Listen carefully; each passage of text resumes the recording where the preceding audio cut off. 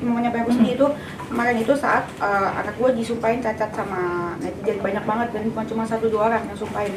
Gue sumpahin anaknya tadi cacat, gue sumpahin anaknya mati pas lahir. Itu jahat banget karena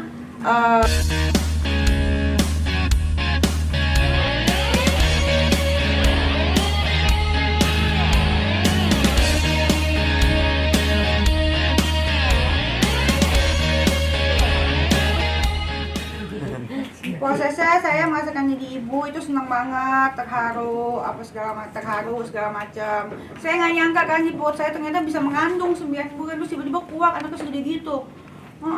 Jadi senang banget, kaget sih. Terus anaknya kan cowok. Amin, puji Tuhan sehat. Ya gitu. Nah, kemarin prosesnya aku pakai sesar. Berapa lama Kak di ruangan Berapa tanggal operasi? Tanggal berapa? Tanggal 11, bulan 11, jam 11, lewat 11. Wow. Ya. Berat badan? Berat badannya berapa ya kemarin ya? Berat badannya berapa ya, Vida? 29 90. 29,90 sampai 3 kilo. Tingginya? Tingginya berapa? Panjangnya kan? 48. Tingginya 48 cm. Puji Tuhan sehat dan normal. Amin. Oke. Walaupun disumpahin netizen apa segala macam ya udahlah. Netizen jahat banget sumpahin anak gua cacat apa sumpahin anak gua mati pas saya jahat banget. Tapi untungnya puji Tuhan sehat. Biarkan doa-doa netizen yang jahat-jahat tidak berbalik kepada mereka.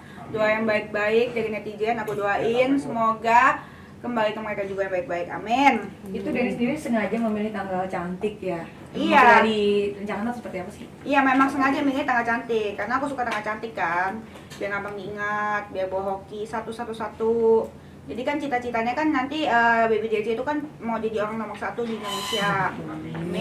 Amin. Mau jadi presiden tahun 2024. Hidup Baby JJ. Amin. 2024? Pas dong, pas 111 orang nomor 1 gitu. Untuk nama dan maknanya sendiri. Iya. Nah belum ada nih Baby DC nih, masih bingung nih apa namanya. Sementara anaknya udah lahir nih, nanti malam mesti tulis di rumah sakit. Tadi udah ditanyain nama anaknya, nama mamanya siapa, nama mamanya kan jelas gua. Terus nama anaknya siapa, belum tahu. Terus ditanya nama bapaknya siapa, saya bilang bapaknya udah mati. Dennis menjadi seorang single parent lah ya paling tidak.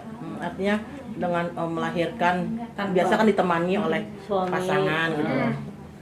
Terus seperti apa sih tegarnya Dennis saat mau melahirkan sendirian? Oh iya, sedih sih kemarin kan waktu itu kan ditanyain kan, nah ini berkali-kali kan, nanti temeninnya sama siapa, yang masuk keluarga siapa? Mama gue takut darah, Frida takut darah, ya kayak kan yang temenin ya editor. Iya, kayaknya cuman di dunia ini cuman gue dong yang akhirnya ditemenin sama editor. Editor, terus itu ya udah nggak apa-apa, yang penting ada yang nemenin kan, biar gimana pun yang penting anaknya sehat.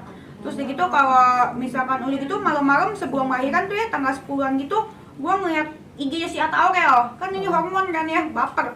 Kok ditemenin, so sweet amat ya. Ya makanya tuh guys, bedanya hamil HTS, hamil tanpa suami, sama hamil ada suami beda ya.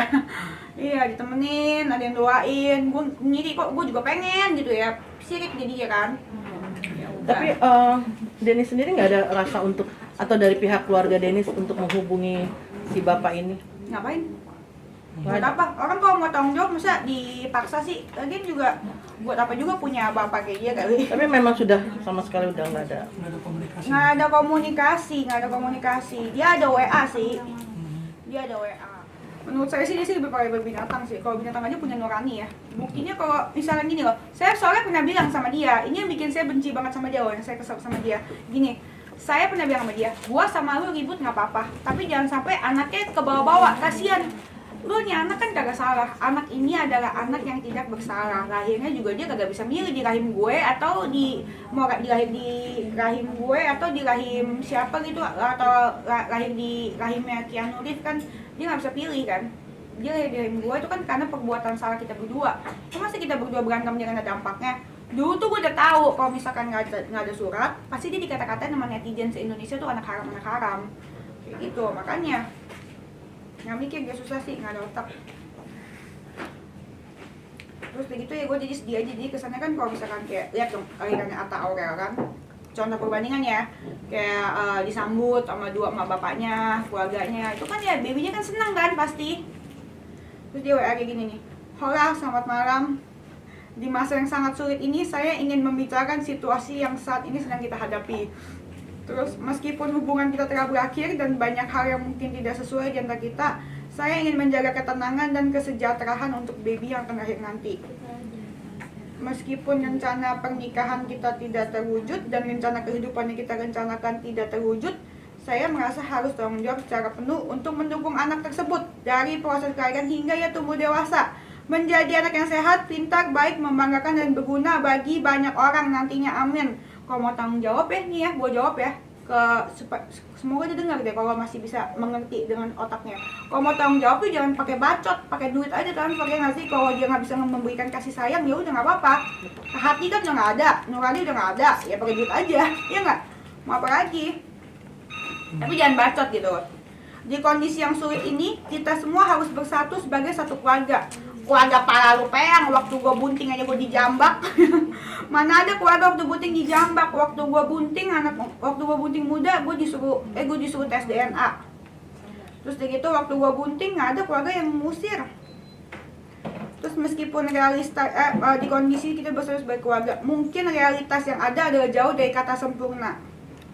Terus begitu, tapi kita harus fokus bersama ke yang utama, yaitu baby yang akan lahir nanti. Kemana aja lu dari dulu, kalau misalkan fokus bersama, ini baby gue gedein sendiri. Gue gedein emak gue sama bapak gue, mama gue udah tua, kasihan masih nangis, mikirin nasib gue, apa segala macem. Kalau misalkan air mata gue mah gue maafin, tapi kalau air mata mama gue udah gak bisa gue maafin sih. Saya pernah menikah dan gagal. Hidup saya tidak sempurna, saya jauh dari kata sempurna. Ya memang dia manusia gagal sih, sampah menurut gua. Tapi saya harus bertanggung jawab secara penuh untuk anak saya. Jangan ngomong terus-terus tanggung jawab, bukan pakai bacot sih, udah bayar aja.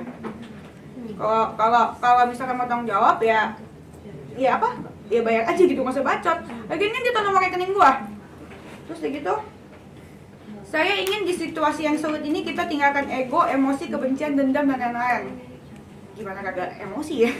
Coba lu jadi gue emosi, dimaki-maki, dituduh-tuduh tiap hari, difitnah-fitnah waktu masih sama dia difitnah, waktu udah putus juga difitnah, gue gedein bayi dibilang katanya gue nggak pantas jadi ibu tapi pantas jadi pelakor.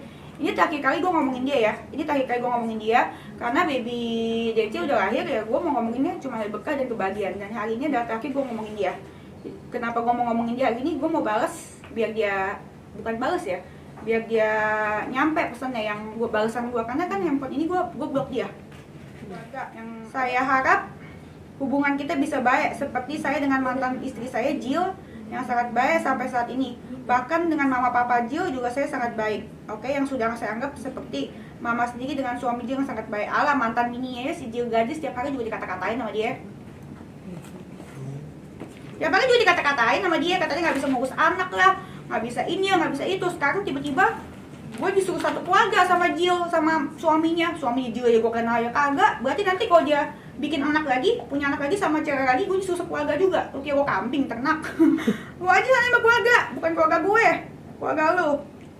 Jadi di dalam kesempatan yang baik ini, sebelum babynya lahir, sekali lagi saya ingin memberikan statement bahwa saya akan bertanggung jawab. Statementmu terus begitu secara penuh dari proses kelahiran sampai baby menjadi besar dan mandiri seperti yang tentunya kita harapkan bersama.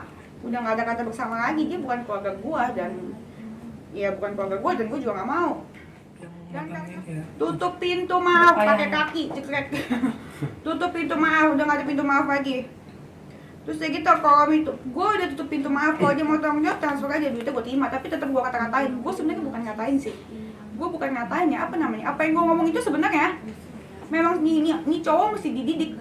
Kalau dia pakai alasan mabuk lah apa segala macem, wah nggak mau tau lagi, salah lu mabuk lah. Kalau ada yang gue ngomong salah, dicek lah. Mungkin kalau misalkan dia nggak mau, terus gitu gue kan, dia bilang katanya dia udah bayar rumah sakit, tapi gue belum cek. Belum cek. Itu momen yang paling gue sedih ya. Momen yang paling gue sedih itu kemarin itu saat anak gue disumpahin cacat sama netizen banyak banget, dan bukan cuma 1-2 orang yang sumpahin. Gue sumpahin anaknya tadi cacat, gue sumpahin anaknya mati pas lahir. Itu jahat banget. Karena ya memang salah gue juga nggak mau lahir tanpa suami, hamil tanpa suami nggak mau, percaya gue nggak bangga. Tapi ini satu-satunya cara untuk gue bertahan hidup. Masa gue mesti ngumpet di kamar? Kalau gue ngumpet terus di kamar, gue down terus, gue mesti cari duit dong. Gue kan mau membesarkan anak ini dengan sukses, membesarkan sendiri. Dan gue kan nggak bisa berharap sama bapaknya, beda sama orang lain. Terus gitu gue mesti berharap sama diri sendiri. Jadi tuh gue tuh harus menguatkan diri sendiri sebenarnya gitu. Harus menguatkan diri sendiri. Terus gitu ya makanya gue, kalau orang bilang gue bangga, sebenarnya bukan bangga. Ya gue harus kayak gini, gue harus kuat buat anak gue. Kalau gue nggak kuat, gimana anak gue? Kayak gitu. Tapi Dan kondisi aku mau case cost tentang semua tentang bapaknya. Jadi kalau ditanya aku nggak mau jawab. Nggak mau jawab karena satu jijik, satu takut anaknya mirip, ya kan? Kalau mirip mukanya nggak apa-apa, tapi kalau mirip sifat jangan sampai amit-amit yang baik. Oke, Denis, Jadi artinya gue mau lebih fokus ke anak gue. Dan kesalahan gue di masa lalu, gue mau minta maaf kepada semua orang yang gue sakitin hatinya. Gue bener-bener minta maaf dari lubuk hati gue yang terdalam. Berikan gue kesempatan sama anak gue BBDC, jangan dihina anak gue, karena dia tidak bersalah. Gue mau jadi Denis yang baru, dan gue rasa setiap orang itu pantas untuk mendapatkan kesempatan yang kedua. Gue mau fokus kerja sekarang sama anak gue.